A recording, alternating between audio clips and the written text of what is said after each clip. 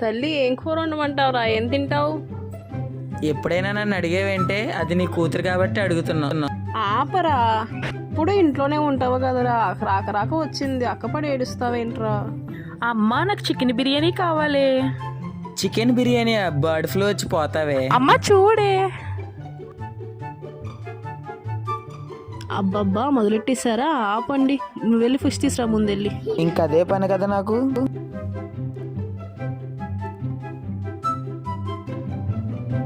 అమ్మా ఏం చేస్తున్నావు?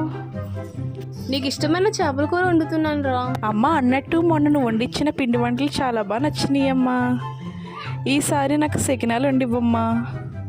సరేరా. మొన్నే కదే డబ్బాలు పట్టుకెళ్ళావు మళ్ళీనా?